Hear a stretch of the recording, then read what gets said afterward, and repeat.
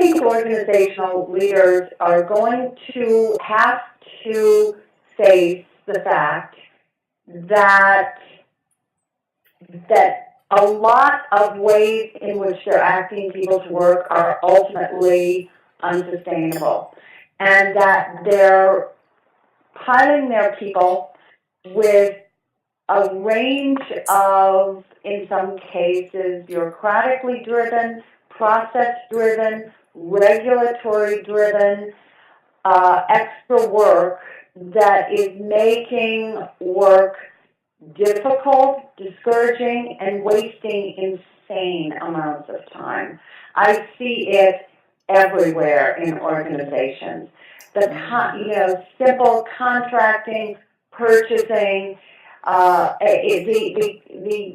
it's gotten very, very cumbersome and time intensive for people. And for what I observe, working in lots of different companies, it's a widespread problem. It is something where people say, I really love this job, but they're getting burnt out by these kinds of demands. And I believe that leaders and organizations are going to have to become much better, much more cognizant of this, and much more aware of what they need to do to protect their people in order to really get the best, most creative, most high-functioning thinking and actions from their people. And I don't see that happening.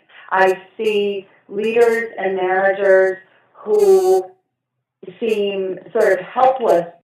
It's not working. And I see people who have, they keep talking about unleashing passion. Forget about it. You can't unleash passion in people who are struggling in such a welter of pointless details.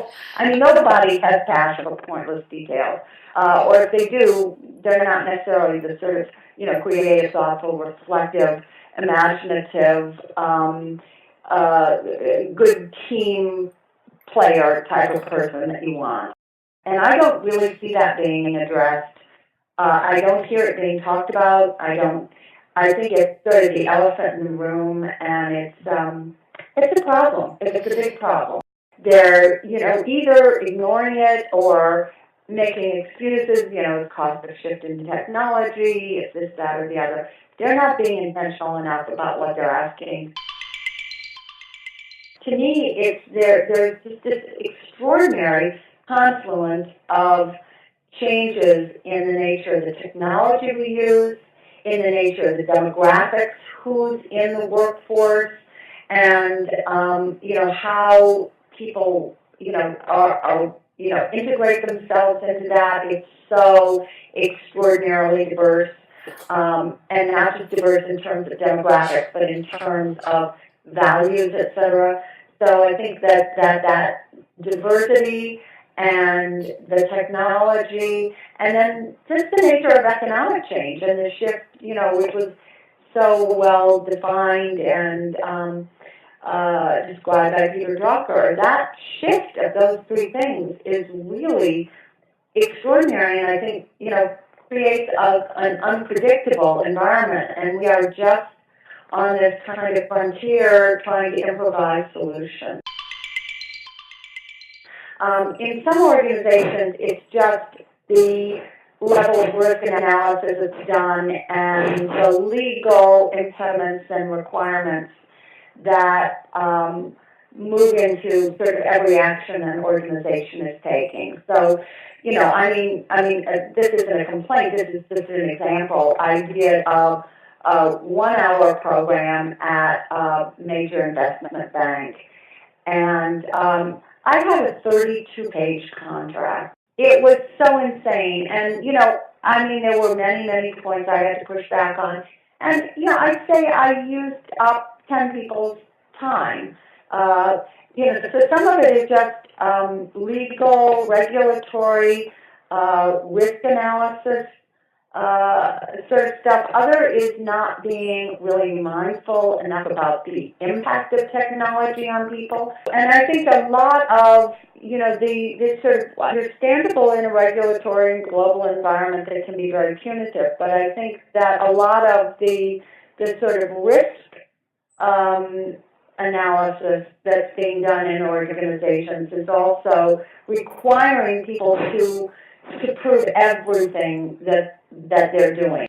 Different organizations, it's different factors, but I think it's sort of a perfect storm of those factors coming together, and it's creating a lot of stress, a lot of unhappiness, and to me it makes organizations always talk about spurring people's passion, etc., ludicrous, because it's who can be passionate for that?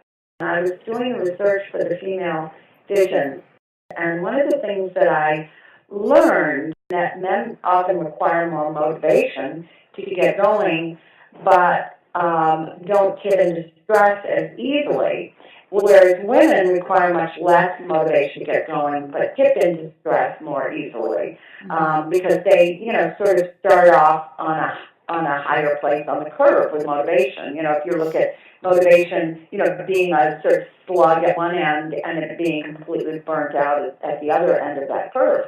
Well, what I took away from that was, it's really interesting because I think that there may be a legacy heritage with organizations, therefore, of really looking at motivation and emphasizing motivation, but not at all, being not as intentional about helping people deal with the stress of, poor planning, overwork, et cetera, et cetera. I think that will be a change in the workplace. I think that there'll be more attention paid to stress as we move forward, because it's inevitable, because it's really, I believe, interfering with the ability to perform well in organizations. It also means letting people have more discretion about, what tasks are really essential to what they need to get done, rather than having it heaped on them. I think there's another thing, and I tried to address this a little bit in female vision, or Julie and I did, and that is, I think that when you have a very, very demanding, stress-rich environment in organizations, what you tend to do is you intrinsically motivate the people who are most motivated only by money and position. Au revoir.